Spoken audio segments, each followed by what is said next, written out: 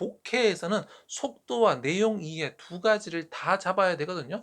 너무 느리게 읽으면 문제를 다 풀지 못해서 문제가 생기고, 빠르게 읽지만 이해를 못하는 아이들은 읽었는데 남는 게 없기 때문에 문제입니다. 그래서 이 속도와 내용 이해를 다 잡아야 하는데, 어떻게 잡느냐 하면, 가장 바른 교육이 가장 빠른 교육이다. 안녕하세요, 콩나물쌤입니다. 오늘은 수능 국어 1등급을 좌우할 독해의 핵심 포인트와 해결책에 대한 설명을 드리려고 합니다. 요즘에 문해력 이야기가 많죠. 많이 들어보셨을 겁니다. 공부 전반에 문해력이 아주 중요하다.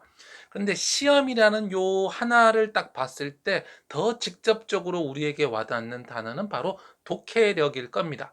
독해력은 문해력의 한 요소인데, 글을 읽고 이해하는 거예요. 문해력은 요거 플러스 훨씬 더 넓은 영역이고요. 그래서 시험이라는 것들이 결국 지문 읽고 그 뜻을 이해하는 거기 때문에 수능 국어, 수능 영어 전부 다 독해력이 굉장히 중요합니다. 특히 수능 국어에서 좋은 점수 1등급을 받기 위해서는 이 긴 지문을 빠른 시간 안에 읽고 이해하는 것이 중요한데, 이 대부분의 아이들에게 굉장히 어려운 것이 빠르게 읽고 이해하는 겁니다. 천천히 읽고 오래 읽으면 사실 많은 아이들이 이해할 수 있을 겁니다. 물론 그렇게 한다고 하더라도 여전히 이해하지 못하는 아이들이 있지만, 상위권으로 갈수록 그 이해도와 속도가 굉장히 중요해지는데요. 그래서 이 국어에서 우리 글 지문을 빠르게 읽고 이해하는 힘을 갖춰야 수능 국어 1등급이 될 테고, 사실 얘가 영어까지 영향을 미칩니다. 왜냐하면 독해력이라는 것은 기본적으로 우리의 사고력이기 때문에, 국어 지문을 읽을 때의 그 독해력이 영어 지문을 읽을 때도 그대로 영향을 준다는 겁니다. 그래서 수능 국어 점수가 낮은 아이들은 수능 영어 점수가 낮을 수밖에 없습니다. 그렇기 때문에 이 독해에서의 속도의 문제를 해결하는 것은 국어, 영어 두 마리 토끼를 하나에 잡는 것일 텐데요. 아이들은 기본적으로 적정한 속도로 읽고 이해할 수 있어야 되는데요. 여기서 적정한 속도라는 것은 말하는 정도의 속도라고 보시면 되겠습니다. 그런데 시험에서 좋은 점수를 받기 위해서는요, 이 적정 속도보다 조금 더 올려줄 필요가 있습니다. 왜냐하면 국어 지문이 상당히 길고 내용이 많기 때문에 그냥 평소의 속도로 하면 다 풀지 못할 가능성이 굉장히 높습니다. 그래서 독해의 속도를 올려줘야 하는데, 적정한 속도까지 도달하지 못한 아이도 많을 뿐더러 적정한 속도에는 도달했지만 빠른 속도에 도달하지 못하는 아이들도 많습니다. 그래서 이 문제는 한두 명의 문제가 아니라 거의 대부분 아이들의 문제라고 보셔야 할 텐데요. 이번 영상을 보고 나시면 이 느리게 읽는 아이들이 어떻게 적정한 속도가 되는지, 또 적정한 속도가 어떻게 독해 시험에 적합하도록 조금 더 빨라지는지를 아실 수 있을 겁니다. 오늘 영상 자세히 충분히 설명드릴 테니까요. 끝까지 다 보시고 우리 아이 교육에 꼭 적용해 주시고요. 좋아요와 구독하기까지 남겨주시면 좋은 영상을 만드는데 큰 도움이 되겠습니다.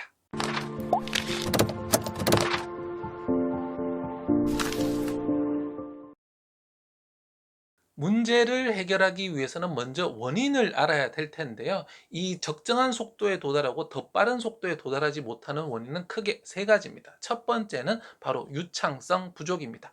아이가 유창성이 부족하면 이 적정하게 읽는 것이 어렵습니다. 이 유창성이라는 것은 글을 막힘없이 읽을 수 있는 것인데요. 이 막힘없이 읽는 능력이 부족하기 때문에 속도가 떨어지는 것. 그런데 이 유창성 부족은 대개는 저학년 아이들의 문제고, 고학년이 돼서도 유창성이 부족하다 말하는 정도의 속도로 읽기 어렵다고 한다면 굉장히 지금 좀 심각한 상태이기 때문에 빨리 문제를 해결해 주어야 합니다. 두 번째 문제는 바로 이해력 부족인데요. 적정하게 속도를 내서 읽지만 그 이상으로 이해의 속도가 따라오지를 못하는 겁니다. 여러분들도 독서를 해보신 분들은 아실 텐데요. 내가 읽는 것과 이해하는 것이 상당히 별개로 일어난다라는 겁니다. 소리내서 읽을 수 있으면 이해가 되면 좋을 텐데, 소리내서 읽고 났는데 아무 기억도 안 나고 내가 무엇을 읽었는지 기억이 남지 않는 그런 경험 모두들 한번 해 보셨을 건데요. 이런 사태가 아이들에게도 일어나는 겁니다. 그래서 읽고 빨리 읽었는데 아무것도 남지가 않는 거죠. 그래서 이 이해력을 채워줘야 할 테고요. 세 번째 문제는 바로 습관입니다. 그러니까 느리게 읽는 것이 습관이 되어 있는 거죠. 혹은 빠르게 읽기는 하는데 이해를 하지 않고 그냥 빠르게 읽는 것만 습관이 되었다라는 겁니다. 그런데 이 독해에서는 속도와 내용 이해 두 가지를 다 잡아야 되거든요. 너무 느리게 읽으면 문제를 다 풀지 못해서 문제가 생기고, 빠르게 읽지만 이해를 못하는 아이들은 읽었는데 남는 게 없기 때문에 문제입니다. 그래서 이 속도와 내용 이해를 다 잡아야 하는데, 어떻게 잡느냐 하면,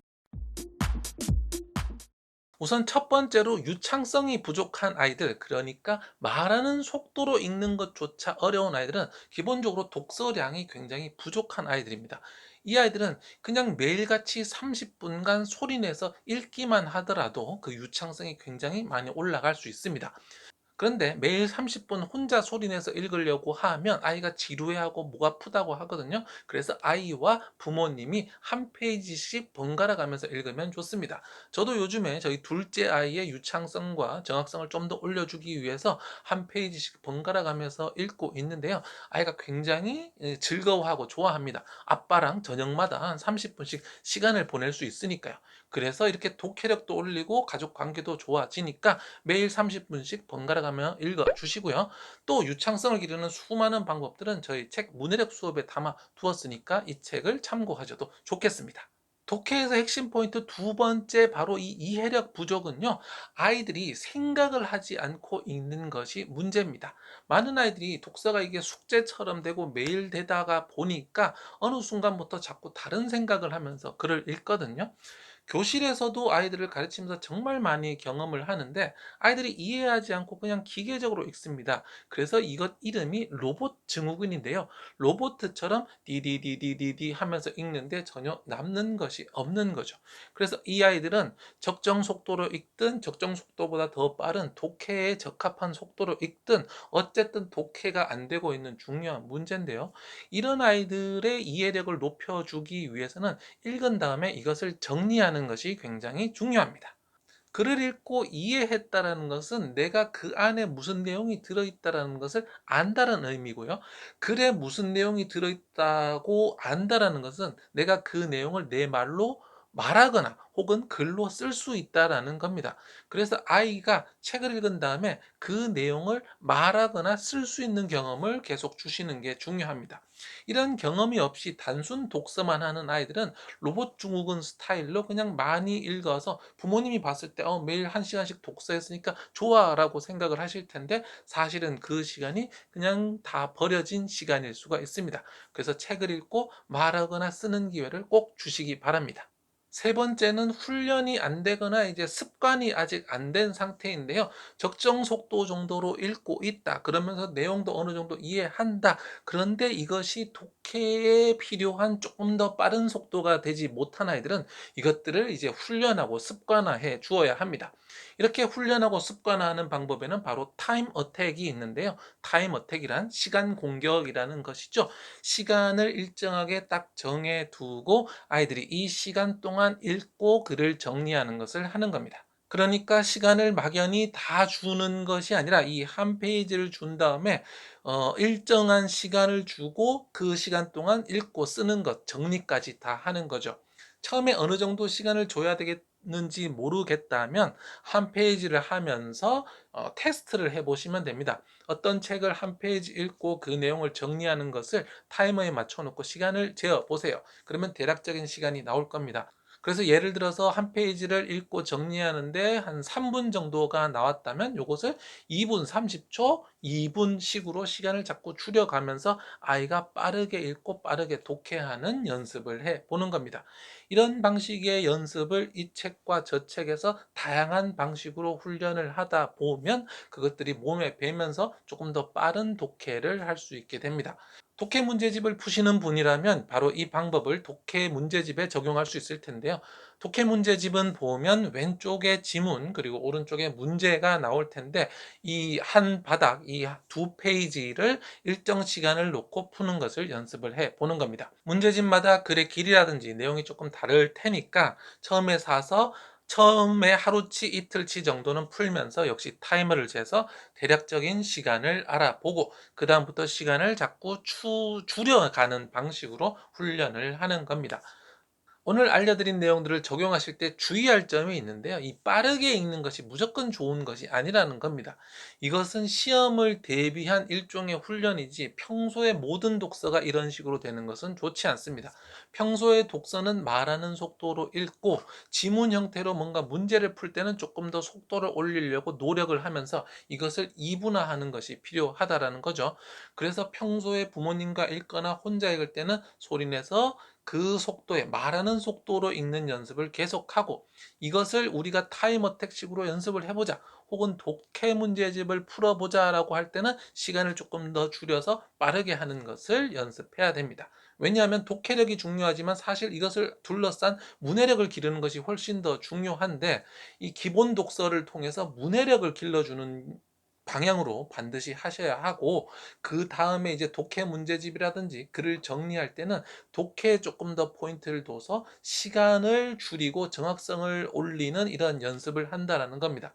그래서 문해력이 더 큰 그림이기 때문에 이 그림을 놓치면서 여기에만 집중을 했을 때는 학년이 많이 올라갔을 때 결국 문해력이 크게 성장하지 않아서 아이의 사고력이라든지 긴 글을 읽는 힘이라든지 배경 지식이 부족하기 때문에 오히려 손해가 날 수 있다라는 겁니다. 그래서 일반적인 독서와 깊이 읽는 독서, 적절한 속도로 읽는 독서를 충분히 유지를 해 주시면서 그러면서 한 페이지 요약 독해 문제집을 통해서 빠른 독해와 이해하는 독해를 채워 주신다면 이 모든 것이 수능 국어 1등급으로 가는 핵심 방법이라는 말씀입니다. 네, 오늘은 수능 국어 1등급을 좌우하는 독해의 핵심 포인트와 해결책 알려드렸습니다. 아들 독서가 중요하다, 중요하다라는 이야기 많이 들어보셨을 텐데 막연히 그냥 독서만 시키신 분들 많으실 거예요. 그런데 이런 체계적인 훈련들을 해 나가야 한다라는 거. 그렇지만 이 훈련에만 꽂혀서 독서도 안 하고 오직 독해 문제집만 한다든지 제대로 깊이 읽는 연습을 안 하고 그냥 빨리 읽어라라고 했을 때는 장기적으로 오히려 아이의 그릇이 작아지는 효과가 있기 때문에 이 두 마리 토끼를 다 놓치시면 안 되겠습니다. 콩나물쌤 채널에는 수많은 독서와 독해, 문해력에 대한 영상들 많으니까 함께 참고해 주시면 좋겠습니다. 또 더 좋은 영상 계속 만들고 올 테니까요. 좋아요와 구독하기, 알림 설정까지 부탁드립니다. 오늘도 우리 아이 교육을 위해 노력하신 우리 부모님 응원하겠습니다. 화이팅!